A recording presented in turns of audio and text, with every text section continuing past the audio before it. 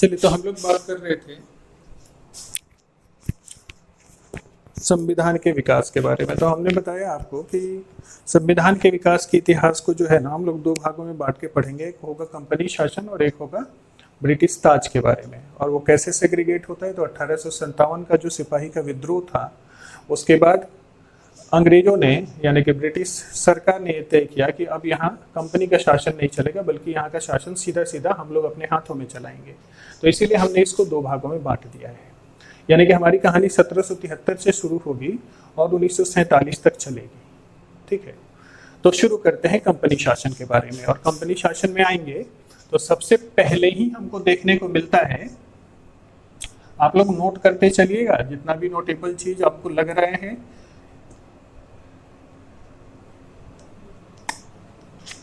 और कोई भी टॉपिक अगर यहाँ हम पढ़ा दे रहे हैं, आप फटाक से उसको लूसेंट पलट लीजिएगा, आपका सारा डाउट और सारा क्वेश्चन सब क्लियर हो जाएगा। ठीक है, तो 1773 यानी कि हम किसके शासन में हैं? कंपनी के शासन में हैं। कंपनी बोले तो British east India company, right. कौन सा एक्ट आया है? Regulating act.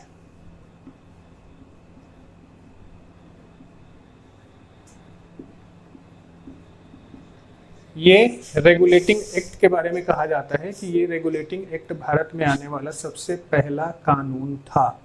और ये चूंकि सबसे पहला कानून था भारत में आने वाला, तो संविधान का विकास भी यहीं से माना जाता है।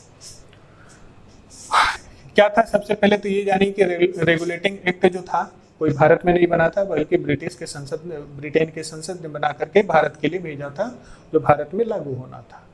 इसका मुख्य उद्देश्य बस यही था कि जो कंपनी यानी ब्रिटिश ईस्ट इंडिया कंपनी जो भारत में शासन कर रही है, उस पे किस प्रकार अपना पकड़ बनाया जाए, किस प्रकार अपना होल्ड बनाया जाए, और ये लोग किस तरह से है ना रूल रेगुलेशन चला रहे हैं भारत में, वो सही है गलत है। तो कंपनी को रेगुलेट करने के लिए, कंपनी के ऊपर शासन व्यवस्था अपना बनाने के लिए ये ब्रिटिश संसद के तरफ से रेगुलेटिंग एक्ट भारत में आया सबसे पहले। हुआ क्या इससे हुआ ये कि 24 बोर्ड ऑफ डायरेक्टर बनाए गए। ठीक है, ये जो कंपनी थी ब्रिटिश ईस्ट इंडिया कंपनी, इस कंपनी में 24 लोगों को बोर्ड ऑफ डायरेक्टर का पद दिया गया। ये 24 बोर्ड ऑफ डायरेक्टर, इसका कार्यकाल हुआ करता था 6 वर्षों का, 6 वर्ष तक रहा करते थे। और ये लोग पूरे कंपनी को चलाते थे, रेगुलेट करते थे। ठीक है, लेकिन अभी तक जो व्यापारिक गतिविधि हुआ करती थी या प्रशासनिक गतिविधि हुआ करती थी, यानी कि व्यापार करने का और शासन चलाने का, ये सारा ये लोग देखा करते थे। ठीक है, तो 24 बोर्ड ऑफ डायरेक्टर अपॉइंट हुए। कब से? रेगुलेटिंग एक्ट आने के बाद। इनका कार्यकाल 6 वर्षों का। और क्या हुआ देखे तो, रेगुलेटिंग एक्ट आने के बाद दो बंगाल के गवर्नर थे। अभी बंगाल के गवर्नर कौन थे? Warren Hastings. बहुत कॉमन सा सवाल है, कहीं भी पूछ लेता है, पिछली बार दरोगा में भी पूछा था, ध्यान दीजिए दरोगा लोग। वॉरेन हेस्टिंग्स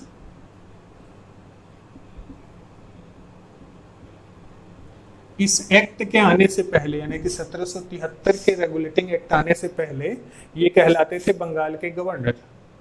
लेकिन इस एक्ट के आने के बाद परिवर्तन क्या हुआ कि बंगाल तो बंगाल ही रह गया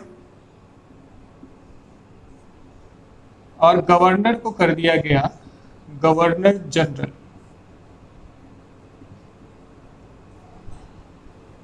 नाम यही रह गया वॉरेन हेस्टिंग्स, सिर्फ इनका पद का नाम बदल गया। पहले गवर्नर कहलाते थे बंगाल के, और 1773 के रेगुलेटिंग एक्ट आने के बाद ये बंगाल के गवर्नर जनरल कहलाने लगे। ठीक है, इसी रेगुलेटिंग एक्ट के अनुसार 1774 में कलकत्ता में सुप्रीम कोर्ट की स्थापना की गई। कहने के लिए सिर्फ सुप्रीम था, इसका काम सुप्रीम नहीं था। ठीक है, सुप्रीम कोर्ट का मतलब क्या होता है कि उसके फैसले को फिर कोई कहीं से बदल नहीं सके, लेकिन इसका फैसला जो हुआ करता था ये इंग्लैंड में जाके बदल दिया जाता था। तो कहने के लिए कलकत्ता में सुप्रीम कोर्ट की स्थापना हुई। और इस सुप्रीम कोर्ट के जो मुख्य न्यायाधीश थे, एलिजा एम्पे उनका नाम था। ठीक है, तो अब भारत में देखिए तो सुप्रीम कोर्ट की स्थापना होने से न्याय व्यवस्था भारत में आ गई। ठीक है, इससे पहले न्याय व्यवस्था भारत में नहीं थी, जो भी राजाओं का हुआ करता था उसको छोड़ के बात कर रहे हैं। सुप्रीम कोर्ट की स्थापना हुई भारत में, तो पहले से आप देखिएगा तो कल हम लोगों ने 3 अंग देखा था ना, कौन कौन सा था?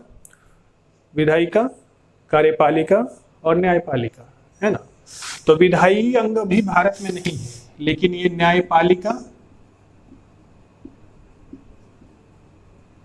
न्यायपालिका था जो कि भारत में आ गए। और ये वॉरेन हेस्टिंग जो गवर्नर जनरल के पद पे थे, ये कौन थे? कार्यपालिका थे,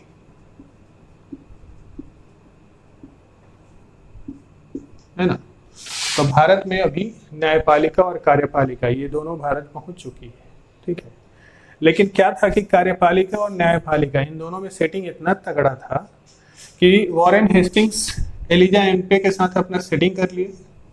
और होता ऐसा था कि कार्यपालिका के हेड जो गवर्नर जनरल वॉरेन हेस्टिंग्स थे, ये जिनको भी जो भी सजा सुनाना होता था वो सीधा सीधा एलिजा एम्पे के पास भेज देते थे, और पहले ही से इनका रिकमेंडेशन रहता था उनके पास, इसको फांसी पे चढ़ा दो, इसका एक टांग काट लो, एक आंख निकाल लो। मतलब फैसला वॉरेन हेस्टिंग्स सुना के ही भेजा करते थे एलिजा एम्पे के पास, और जैसा वॉरेन हेस्टिंग्स कह देते थे वैसा सजा सुना दिया जाता था। तो इन लोगों के सेटिंग का विरोध किया 3 लोगों ने। ये 3 लोग थे, ये चैद सिंह और नंद कुमार कौन थे?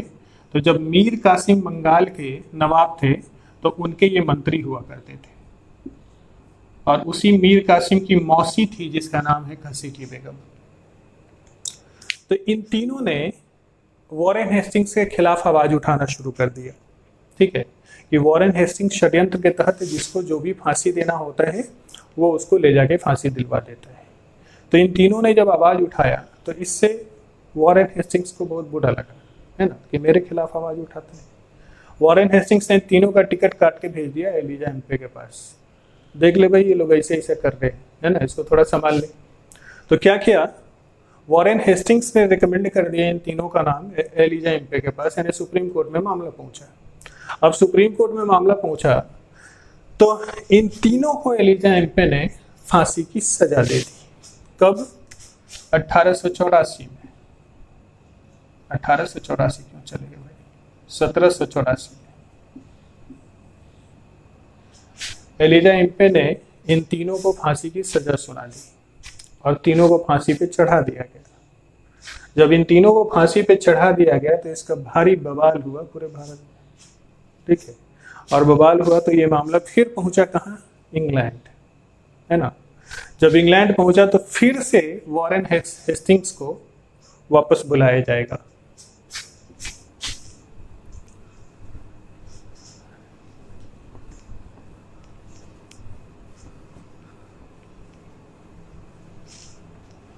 (1773) में आया रेगुलेटिंग एक्ट, 1784 में आएगा पिट्स इंडिया एक्ट।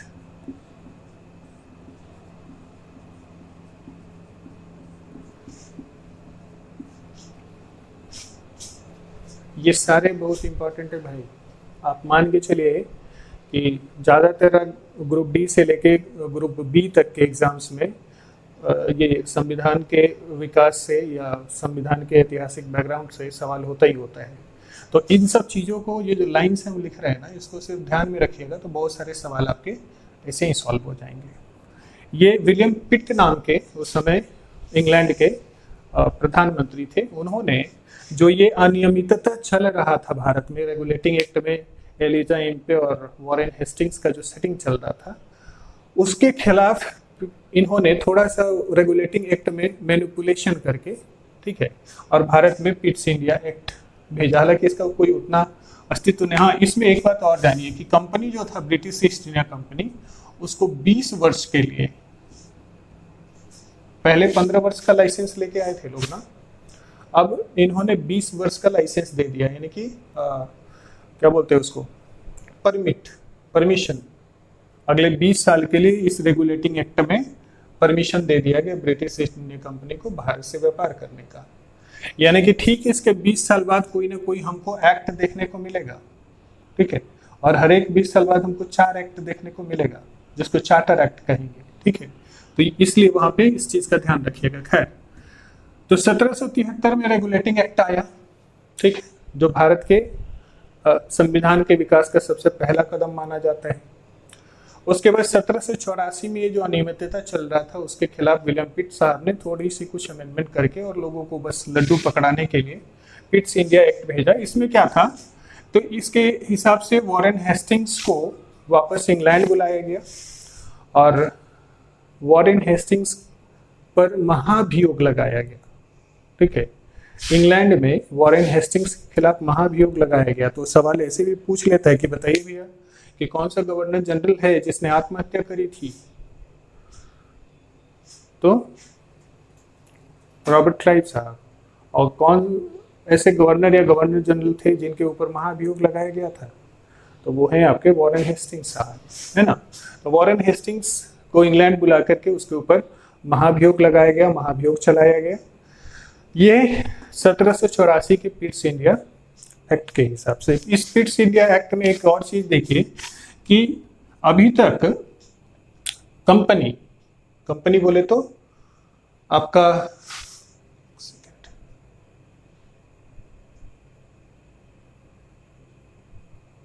कंपनी बोले तो ब्रिटिश ईस्ट इंडिया कंपनी अभी तक दोनों काम करती थी, प्रशासन का भी काम करती थी और व्यापार का भी काम करती थी। ये इन दोनों को अलग करेंगे, व्यापार को प्रशासन से अलग,